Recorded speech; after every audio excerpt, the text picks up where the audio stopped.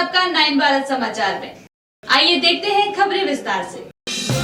Osama bin Laden का बेटा हमजा अभी भी जिंदा, पश्चिमी लक्ष्यों पर हमले की योजना बना रहा। चीन ने गलवान घाटी समेत 4 जगहों पर सैनिकों की वापसी की सूचना दी, जयशंकर के बयान के बाद। जम्मू कश्मीर के किश्तवाड़ में आतंकियों के साथ मुठभेड़ में 2 सैनिक शहीद, 2 घायल। तेलंगाना उच्च न्यायालय ने हर्जा की कानूनी स्थिति पर राज्य सरकार से जवाब मांगा। हैदराबाद की कंपनी डीकेज़ा टेक्नोलॉजीज 700 करोड़ रुपए के घोटाले में फंसी। Sponsored by Exclusio Decorative Surface, Acrylic, Interior Clads. Al Qaeda के नेता ओसामा बिन लादेन का बेटा हमजा बिन लादेन जिंदा है और आतंकी संगठन का नेतृत्व कर रहा है, ऐसा खुफिया रिपोर्ट्स के हवाले से बताया गया, जैसा कि द मिरर की रिपोर्ट में दावा किया गया है। द मिरर द्वारा प्राप्त रिपोर्ट में खुलासा किया गया है कि हमजा न केवल जीवित है बल्कि अल-कायदा के फिर से उभरने में भी काफी सक्रिय भूमिका निभा रहा है। रिपोर्ट में यह भी बताया गया कि तालिबान के वरिष्ठ नेताओं के बीच ये तथ्य अच्छी तरह से ज्ञात है, जो नियमित रूप से हमजा से मिलते हैं और उसके परिवार की सुरक्षा सुनिश्चित करते हैं। रिपोर्ट में अल-कायदा और तालिबान के बीच मजबूत संबंधों को भी उजागर किया गया, जिसे पश्चिमी सरकारों के लिए समझना महत्वपूर्ण बताया गया। दस्तावेज के अनुसार हमजा ने अल-कायदा के नेतृत्व में प्रमुख भूमिका निभाई और वो संगठन को इराक युद्ध के बाद से सबसे शक्तिशाली पुनरुत्थान की ओर ले जा रहा है। हालांकि अमेरिकी सरकार ने अभी तक इन दावों की पुष्टि या खंडन नहीं किया है, जिससे हमजा बिन लादेन की स्थिति पर सवाल बना हुआ है। चीन ने शुक्रवार को कहा कि उसके सैनिकों ने पूर्वी लद्दाख में 4 स्थानों पर, जिसमें गलवान घाटी भी शामिल है, वापसी की है। चीनी विदेश मंत्रालय की प्रवक्ता माओ निंग ने बताया है कि सीमा की स्थिति अब सामान्य रूप से स्थिर और नियंत्रण में है। ये घोषणा भारत के राष्ट्रीय सुरक्षा सलाहकार अजीत डोभाल और चीनी विदेश मंत्री वांग यी के बीच 12 सितंबर को सेंट पीटर्सबर्ग में हुई बैठक के बाद आई। दोनों पक्षों ने द्विपक्षीय संबंधों में सुधार के लिए सहयोग करने पर सहमति जताई और हाल ही की वार्ताओं के आधार पर समझौतों को लागू करने का निर्णय लिया। माओ निंग ने पुष्टि की है कि इन स्थानों पर सैनिकों की वापसी द्विपक्षीय तनाव को हल करने की दिशा में प्रगति को दर्शाती है, जो 4 साल से अधिक समय से जारी था। जम्मू कश्मीर के किश्तवाड़ जिले के छतरू गांव में शुक्रवार को आतंकवादियों के साथ मुठभेड़ में 2 सैनिक शहीद हो गए और 2 अन्य घायल हुए। भारतीय सेना की व्हाइट नाइट कोर ने सोशल मीडिया प्लेटफॉर्म एक्स पर इस खबर की पुष्टि की और शहीद हुए सैनिकों की तस्वीरें साझा की। मुठभेड़ तब शुरू हुई जब सेना और पुलिस की संयुक्त सुरक्षा टीम ने एक गुप्त सूचना के आधार पर छतरू इलाके के नैडगाम क्षेत्र में घेराबंदी और तलाशी अभियान शुरू किया। इससे पहले आज जम्मू कश्मीर के कठुआ जिले के खंडारा इलाके में सुरक्षा बलों ने मुठभेड़ में 2 आतंकियों को मार गिराया। केंद्रीय गृह मंत्री अमित शाह ने शनिवार को हिंदी दिवस के अवसर पर शुभकामनाएं दी और कहा कि हिंदी भाषा का सभी भारतीय भाषाओं के साथ एक अटूट रिश्ता है। शाह ने कहा कि सभी भारतीय भाषाएं देश का गर्व और धरोहर हैं और देश उनकी समृद्धि के बिना आगे नहीं बढ़ सकता। हिंदी दिवस की सभी देशवासियों को हार्दिक शुभकामनाएं। आधिकारिक भाषा हिंदी की हर भारतीय भाषा से अटूट रिश्तेदारी है, उन्होंने संदेश में कहा। गृह मंत्री ने कहा कि इस साल हिंदी ने 75 वर्षों की सार्वजनिक संचार और राष्ट्रीय एकता के रूप में आधिकारिक भाषा के रूप में पूरी की है। प्रिय देशवासियों, आप सभी को हिंदी दिवस की हार्दिक शुभकामनाएं। इस वर्ष का हिंदी दिन हम सब के लिए बहुत महत्वपूर्ण है, क्योंकि 14 सितंबर 1949 को भारत की संविधान सभा ने हिंदी को संघ की राजभाषा के रूप में स्वीकार किया था। इसका 75वां साल पूरा हो रहा है।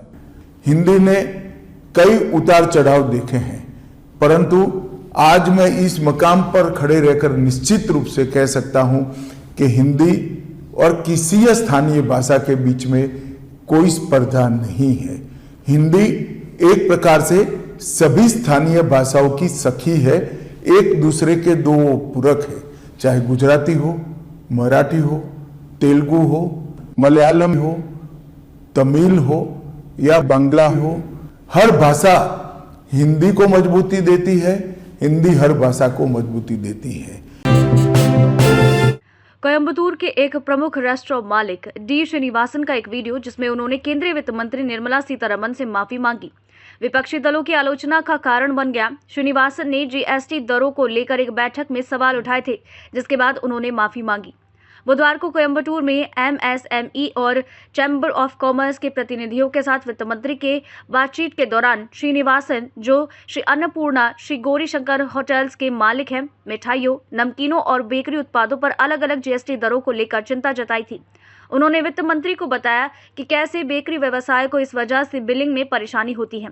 हालांकि अगले दिन एक वीडियो सामने आया जिसमें श्रीनिवासन वित्त मंत्री और भाजपा नेता वानाथी श्रीनिवासन की उपस्थिति में अपनी टिप्पणियों के लिए माफी मांगते नजर आए। ये वीडियो सोशल मीडिया पर वायरल होने के बाद विपक्षी दलों की तीखी प्रतिक्रिया आई है।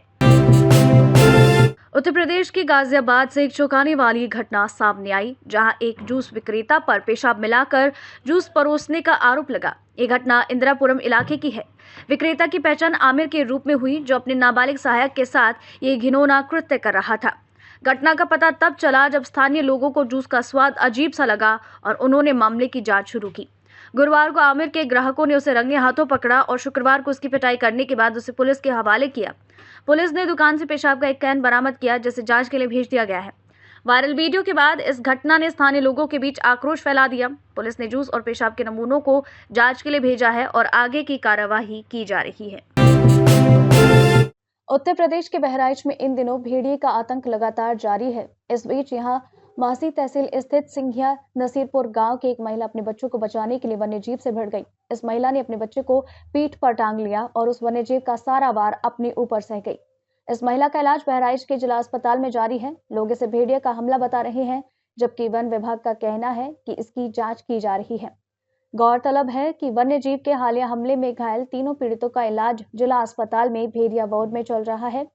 सीएचसी ने अपनी रिपोर्ट में इसे वन्यजीव के हमले से चोट बताया। समनपुरवा में हुई घटना को वन विभाग ने पग चिन्ह को कुत्ते का बता दिया। उधर वन विभाग ने इलाके में कुत्तों और सियार के पग चिन्ह मिलने की बात कही। वन विभाग का कहना है कि महसी में सियारों और कुत्तों की संख्या ज्यादा है। वन विभाग ने कहा कि इलाके से 5 भेड़ियों के पकड़े जाने के बाद केवल एक ही भेड़िया अब वहां बचा है। ग्रामीण जंगली जानवरों की पहचान करने में कुशल नहीं है और इसी वजह से वो इसे भेड़िए का हमला बता रहे हैं। मुंबई का एक ऐसी गणेश उत्सव पंडाल जहां खजिंदर से लेकर आरती करने वाले मुसलमान। देश की आर्थिक राजधानी मुंबई इन दिनों गणेशमय हो चुकी है, जहां एक तरफ महाराष्ट्र में हिंदू धर्म का सबसे बड़ा त्योहार मनाया जा रहा है, वहीं इस उत्सव में मुस्लिम परिवार भी बढ़ चढ़कर हिस्सा ले रहा है। चुनौती मित्र मंडल पिछले 36 सालों से गणेश उत्सव त्योहार मना रहा है, लेकिन हर बार का यह हिसाब किताब रखने वाला कोई और मुस्लिम होते हैं, जबकि पूजा पाठ और आरती की जवाबदारी भी मुस्लिम खुद ही अपने ऊपर लेते हैं और बड़े ही साफ सुथरे तरीके से पूजा पाठ करते हैं। चुनौती मित्र मंडल के अध्यक्ष अरविंद मिश्रा ने बताया, ये मंडल पिछले 36 सालों से हिंदू मुस्लिम की एकता की मिसाल है। हमारे पंडाल में आरती से लेकर पूजा विसर्जन से लेकर डेकोरेशन तक की सारी जवाबदारी हमारे मंडल के लोगों की होती है, जिनमें 50% से ज्यादा मुसलमान कार्यकर्ता होते हैं जो बढ़ चढ़ कर हिस्सा लेते हैं। मुंबई से नवभारत समाचार के लिए मंगेश तिवारी की खास रिपोर्ट। सर, क्या मैसेज होगा इस साल गणेश उत्सव को लेकर? आज साल मैसेज यही है, नारियों के सम्मान में चिंतन मैदान में बहुत इस साल बहुत कांड हो गए बच्चे अपने जैसे, बहुत कांड हुए बच्चों का। फिर सुनकर बुरा लगता है। तुमने इसलिए अपने मोहल्ले में जो बच्चियाँ हैं और जागरूकता फैलाई है कि बैड टच और गुड टच उनको समझाया है कैसा होता है। बस पापा से प्रार्थना है कि ऐसा आगे कुछ हो नहीं, किसी भी माँ बहन बेटी के साथ ऐसा कुछ हो नहीं। कब से ये मंडल की तैयारी थी इस बार उत्सव मनाने की और कितने साल से मनाया जा रहा है? हमको सब 35 साल हो गए मंडल को करते करते, और तैयारी वाले 3-4 महीने हो गए हमको तैयारी करते।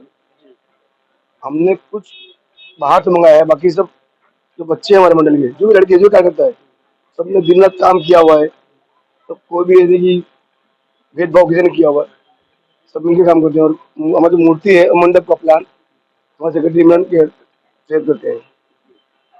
क्या मैसेज होगा समाज को? ये होगा सर कि मिल के रहो। मेरा मंडल ऐसा मंडल है कि हम गणपति भी करते हैं, रमजान भी करते हैं, मुहर्रम भी करते हैं, होली भी करते हैं, क्रिसमस भी करते हैं। मालूम ऐसा मंडल हमारा मंडल है तो सब तरह करता है। और बहुत बातें सुनने भी हमको मिलती है कि आप क्या करते हो, आप ये क्यों करते हो। कुछ चीज़ को ध्यान देते नहीं कि जब इमरान साहब बात में खड़ा है सबको उधर खड़ा रहना है ना। इसी वजह से भाईचारा बना रखो और मालूम का जो माहौल है उसको बदलना है, हम लोगों को अच्छे से रहना है। सर सबसे पहले आप अपना नाम बताइए और इस उत्सव को लेकर किस तरीके की तैयारी की गई है। सर मेरा नाम इमरान सैयद है और जब भी गणेश उत्सव आता है तो हम लोग 3 महीने पहले से तैयारी शुरू कर देते हैं। जैसे गणपति बप्पा की मूर्ति की बुकिंग, मंडप की बुकिंग और भी बहुत सारी चीज़ें बुक करनी होती है। तो 3 महीने पहले से हम लोग तैयारी शुरू कर देते हैं। फिर डेकोरेशन को लेके 1 महीना पहले से सब कुछ प्लानिंग होती है, डेकोरेशन बनाना होता है। तो सारे लड़के अपना काम धंधे की छुट्टी ले लेते हैं 1 महीना पहले से ही यहाँ पे। और सभी धर्म के लोग हमारे मंडल में हैं। जैसे अभी गणेश उत्सव चल रहा है तो ईद ए मिलाद भी साथ में ही है। तो 15 तारीख को यहाँ भंडारा भी काफ़ी बड़े तादाद में किया जाता है और 16 तारीख को ईद ए मिलाद के लिए खीर बनाई जाएगी, लोगों को बांटी जाएगी। तो हमारे अध्यक्ष श्री अरविंद मिश्रा हमारे त्यौहार में सहभागी होते हैं और हम इनके त्यौहार में। तो तेरा मेरा यहाँ कुछ नहीं है, हम सब एक हैं, मिल के करते हैं सारी चीज़ें। तो और काफ़ी नाम भी हमारे मंडल का आप देख ही रहे होंगे। पप्पा की मूर्ति जब मैं 6 साल का था तब से इस मंडल से जुड़ा हूँ, तो मेरा बहुत ज़्यादा लगाव है मंडल के लिए। तो मैं इसको धर्म से रिलेट नहीं करता हूँ, ये एक उत्सव है और सभी को मिलजुल के मनाना चाहिए। और अपना देश में तो भाईचारा रहना ही चाहिए, सब धर्म के लोग हैं। तो मैं यही कहूँगा कि जैसे हमारे मंडल में ऐसे पूरे देश में मिलके अगर रहेंगे तो हिंदू मुस्लिम का ये खत्म ही हो जाएगा। तो मैं यही सबको मैसेज देना चाहूँगा। तेलंगाना उच्च न्यायालय ने राज्य सरकार को निर्देश दिया कि वो एक याचिका के जवाब में स्पष्ट करे कि हैदराबाद आपदा प्रतिक्रिया और संपत्ति निगरानी प्राधिकरण हाइड्रा की कानूनी स्थिति क्या है। डी लक्ष्मी द्वारा दायर याचिका में आरोप लगाया गया कि हाइड्रा अधिकारियों ने उनके संपत्ति पर बिना पूर्व सूचना या कानूनी प्रक्रिया के नष्टीकरण किया है। न्यायमूर्ति लक्ष्मण ने राज्य सरकार से कानूनी दस्तावेजों की समीक्षा करने और उचित प्रक्रिया का पालन करने का निर्देश दिया। याचिका में गो 99 की वैधता पर सवाल उठाया है, जो संविधान के अनुच्छेद 162 के तहत जारी किया गया था और मौजूदा कानूनों के साथ टकराव का आरोप लगाया। न्यायमूर्ति लक्ष्मण ने अधिकारियों को लक्ष्मी की संपत्ति में हस्तक्षेप करने से रोकने का आदेश दिया। मामले की अगली सुनवाई 30 सितंबर 2024 को होगी। हैदराबाद की कंपनी डीकेजेड टेक्नोलॉजीज हाल ही में 700 करोड़ रुपए के घोटाले में फंस गई, जिसमें आंध्र प्रदेश, तेलंगाना और महाराष्ट्र के 30,000 से ज्यादा निवेशक अपना पैसा गंवा चुके हैं। इस बड़े घोटाले का खुलासा तब हुआ जब कंपनी ने इस महीने की शुरुआत में माधापुर स्थित अपना कार्यालय अचानक बंद कर दिया, जिससे निवेशकों में हड़कंप मच गया।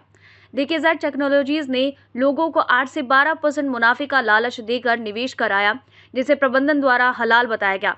कई निवेशक 2018 से कंपनी के साथ जुड़े थे और उन्होंने अपने रिश्तेदारों को भी कंपनी में पैसा लगाने के लिए प्रेरित किया। कंपनी ने जून 2024 में निवेशकों को भुगतान करना बंद किया, जिसके बाद धोखाधड़ी की पूरी सच्चाई सामने आई। पीड़ितों की शिकायत पर पुलिस ने धारा 403, 406, 420 और 120B IPC के तहत केस दर्ज कर 200/2024 किया है। इस मामले की जांच केंद्रीय अपराध शाखा CCS के इंस्पेक्टर ई जहांगीर यादव को सौंपी गई। पीड़ितों के वकील आशिर ने बताया है कि आगे की जांच जारी है। अपने आप को CEO बोल के MD बोल के ऑपरेट कर रहे थे। एक का नाम राहिल है, एक का नाम अशफाक है। पकड़ो आप लोग। मेरा डीकेजेड। आप लोग ये लोग जो है ना मेन अपने आप को प्रमोटर, MD, CEO ऐसे चेयरमैन ऐसा बोल के जो है ना प्रमोट करके लोगों को पैसे खाए और अल्लाह रसूल के बात करके करे। अब मैं यहाँ पे आके FIR करा रहा है इन पे और जो है ना ये जो हम प्रेस कॉन्फ्रेंस कर रहे हैं, आई एम श्योर आगे मेरे ऊपर भी लोग एक्शन लेंगे। देने तो मैं डरने वाला नहीं हूँ, जो होता देख लेंगे अपन। आपको क्या होगा? नहीं, जब तक पुलिस काम नहीं करेंगी, जब तक जो है ना गवर्नमेंट इन्वॉल्व नहीं होगी, कुछ नहीं होता। अगर ईमानदारी से पुलिस काम शुरू करी, गवर्नमेंट इन्वॉल्व हुई, ये लोगों के एसेट्स है वो फ्रीज होते और बैंक अकाउंट फ्रीज होते, इनके रिश्तेदार, रिलेटिव्स, फ्रेंड्स जो भी उनके सिंक्रोनाइज चेक करे तो वो भी सीज होते हैं और उसके बाद में मालूम होता कितने पैसे हैं, बराबर होता। और नहीं अगर इनको जेल को भेजे पूरे पैसे निकल के आते हैं, आहिस्ता आहिस्ता आते हैं आते पैसे। अल्लाह के बाद आप हमारे ऊपर भरोसा करिए बोले। फिर हम जो सो बिलाल के पास गए थे अगस्त 30 को, तो उनको बोले देखो भैया मैं कैंसर पेशेंट हूँ, मेरे पूरे रिसीप्ट बताई, मैं इतना इंजेक्शन का खर्चा हो रहा, आप 2 महीने से पैसे नहीं दे रहे। तो वो बोला नहीं आप भरोसा रखिए, आपको 5 तारीख को आ जाइए, पूरे पैसे मिल जाते। तो मैंने पूछा कि इकबाल का घर किधर है, तो वो ऐसे बोल रहा था कि वो चाय वाला है क्या। इकबाल सर आपको घर बताने के लिए कैसा बताते, आप लोग ऐसे उठ के आ जाते देते, बोले समझ में नहीं आ रहा क्या, झिड़कियों से बात करा। फिर दूसरे दिन वहाँ पर नोटिस लगा हुआ था कि कंपनी बंद हो गया बोल के। हम लोग बहुत परेशान है, बहुत परेशान, कोई खाना नहीं खा रहे, इतने बीमार है सब लोग, बहुत परेशान है। आप हम रेवंत रेड्डी सर से मैं अपील करती हूँ कि हम लोग की हेल्प करिए आप। हमारे पास हमारे किसी पे एक्शन नहीं ले रहे हैं, हम लोग इतने परेशान हो गए ना, हमारी तरफ से आप लोग एक्शन लीजिए। कहाँ कहाँ बोले वहाँ गए, विकाराबाद फार्म हाउस पे गए, सब कुछ वो लोगों को हम लोग करके दे दिए, लाके वो लोगों के सामने भी रखे कि वो क्या टैबलेट यूज कर रहा है। ये तो छोटी छोटी बात हम लोग लाके रखे, आज तो कोई एक्शन नहीं है, ना वारंट निकाले मैडम, ना कुछ निकाले। कल भी हम लोग जो है फिरोज खान साहब हमारे को लेके गए थे कमिश्नर ऑफिस को, कमिश्नर साहब भी मैडम को बोले कि अभी तक मैडम का कुछ भी आता पता नहीं है वो बात पे। आज भी हमारे भाया CCS जाके आए, बैठ के अभी तक आए, वहां से भी कोई भी रिप्लाई नहीं है अभी तक। जी हाँ, मैं भी इन्वेस्टमेंट हूँ, मेरा 5.5 लाख है। वहाँ पे अल्लाह रसूल के बातें करके, अल्लाह का गवाह है, हम लोग सैयदा है, कुरान शरीफ है यहाँ पे, हम इसके ऊपर कसम खाते वो खाते बोल के, ऐसा बोल के हम लोगों को रपस में ले लिया वो आदमी। ओसामा बिन लादेन का बेटा हमजा अभी भी जिंदा, पश्चिमी लक्ष्यों पर हमले की योजना बना रहा। चीन ने गलवान घाटी समेत 4 जगहों पर सैनिकों की वापसी की सूचना दी, जयशंकर के बयान के बाद। जम्मू कश्मीर के किश्तवाड़ में आतंकियों के साथ मुठभेड़ में 2 सैनिक शहीद, 2 घायल। तेलंगाना उच्च न्यायालय ने हर्जा की कानूनी स्थिति पर राज्य सरकार से जवाब मांगा। हैदराबाद की कंपनी DKZ टेक्नोलॉजीज 700 करोड़ रुपए के घोटाले में फंसी। Sponsored by Exclusio Decorative Surface, Acrylic Interior Clads.